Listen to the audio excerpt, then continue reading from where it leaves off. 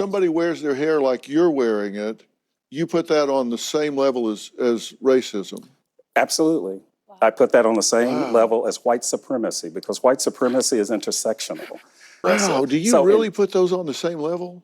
I absolutely Racism and sexism, you put it on the same level as cultural appropriation? That's exactly. Wait, so what was he saying? That if somebody, like if a white person wears their hair in braids like his, he considers them racist? It's equivalent to white supremacy. Even though I see white people walking around with braids. To white supremacy? White supremacists would not even be wearing any braids. It's white supremacy, not white supremacist. Oh, white so supremacist is a noun. White supremacy is a verb. I guess. It's just you being white. You being white just oppresses black people. Okay. You don't understand how privileged you are. Clearly I don't. You're privileged without even knowing you're privileged. Yeah, well. And I'm disenfranchised without knowing I'm disenfranchised. Can anybody appropriate? Absolutely anybody can do it. So if you're reducing, for example, say the civil rights movement to an afro and you wear that. I guess my question would be here, if you're reducing the civil rights movement to an afro, how many people outside of black people can wear an afro? Have you seen any white people with afros? There was a white guy. There was a white guy. He painted. Yeah, Bob. Bob who? Ross. Bob Ross. Bob Ross was a white guy with an afro. That's the only white guy I think I've ever seen to have an afro. There's not many, but there are a few. Or you wear dreadlock wigs, you know, that Rastafarians may wear. You do that because it's edgy, because it's cool, but ultimately because it's not you. And people don't walk into a space and are just raced. You are race and. So there's race and gender, there's race and religion, there's race and sexuality, there's race and body type. So all of that becomes embedded when we talk about systemic racism. I have come to know this because honestly, it really hadn't been a big part of my life, but a lot of people see race first. A lot of people see, instead of seeing the person first, instead of seeing the human first, instead of seeing a man first, instead of seeing a woman first, and nowadays just instead of seeing. But anyway, I have come to understand that some people choose to see race first. Do you feel like it's in a certain group of people? I don't know. I feel like I don't feel like it's a certain group of people. I see a lot of black people and I listen to a lot of black content. So I do feel like it's a lot of times black people that seem to see race first. But I would probably have to say that if I was a white person and I was listening to a lot of white content, depending on the type of white content I would listen to, it might be a lot of white people that say they see race first. I would say people are race conscious to a degree, because I would say that people will say things or be more careful to say things depending on if people of a different race are around them. Just like some people like to sing the songs and use the N-word in the car when they're by themselves. Listen, you gotta be very specific. My favorite album is the Notorious Greatest Hits. So, I mean, it's on there a lot.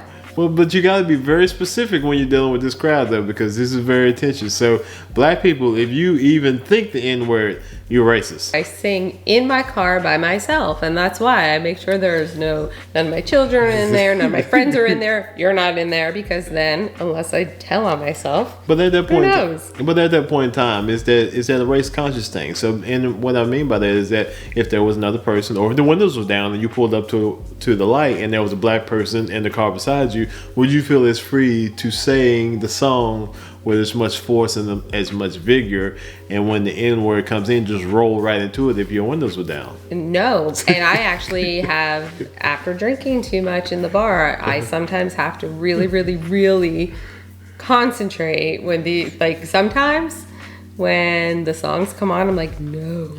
Well, because I love them so much, and I feel like, what if, like, I'm not paying attention, and because I'm used to singing them, but out of respect for the people around me, because I'm very careful.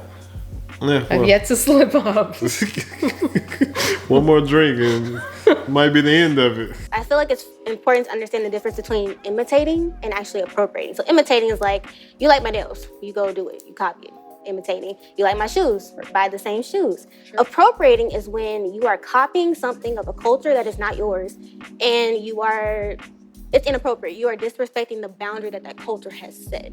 If I copied your shoes tomorrow because I like them, would that not be appropriation? I have not set a boundary against you about the shoes I wear. Okay, sorry, but nobody's setting a boundary on me as to how I want to wear my hair. If I like braids, I'm going to wear braids. I mean, who is somebody to set boundaries on what I can do with my hair. This lady just said that she said that you can't wear it, then you can't wear it. And she speaks for all black people. So you got to listen to Al Sharpton's daughter right here because she's speaking for all black people. So since Al Sharpton's daughter has said that it is not okay for people like Kim Kardashian and other people to wear braids, and anybody that is non-black to wear braids, you have to listen to the black delegation. So Kim Kardashian, I'm going to side with you on this one. I feel like she does try to be black. I think there's a difference.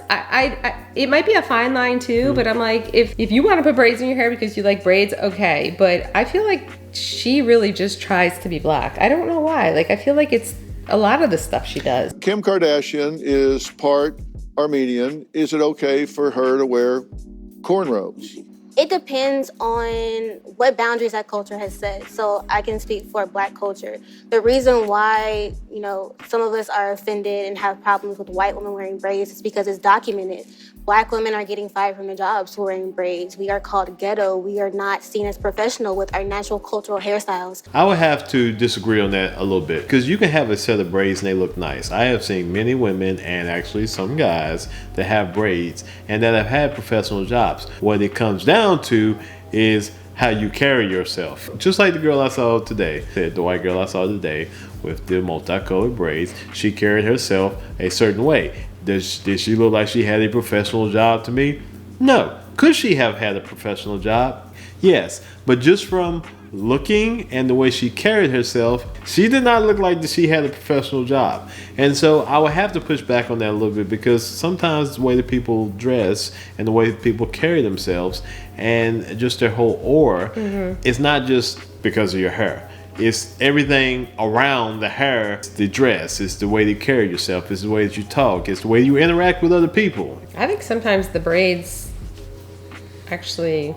They look nice to me. I was going to say, it's probably just going to not sound right, but sometimes I think it makes people actually look better. Like, I think they're pretty. I think they look good. If we want to go back and we want to talk about the hairstyles, and I've seen people get offended by braids and say, braids are a black people thing and white people can't wear braids. It's called a Dutch braid. It was from back in Nordic times, the old Nordic times, with white people, with Vikings, would wear braids, yet people want to come and claim that it's some part of their culture now. So now the white people are claiming the braids.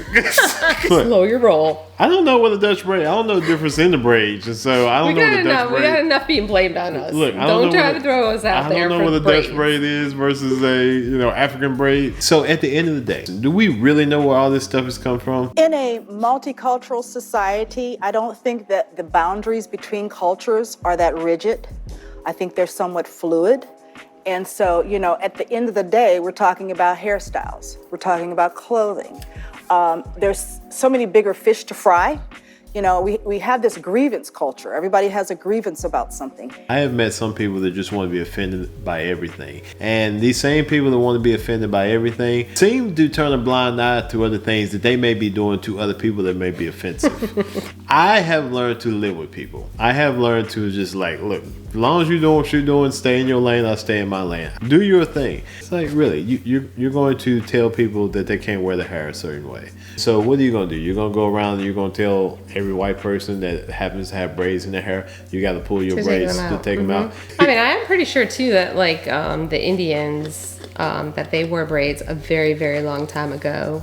I'm going to say anybody that has long hair has probably had braids before. I'm just going to say that. There were no rocket scientists that figure out how to twirl 3 strands of hair together. Yeah, I'm just going to go out on a limb and say anyone who has had long hair throughout history has probably had a braid or two put in their hair. Yeah. No matter what color or what culture they are. Yes.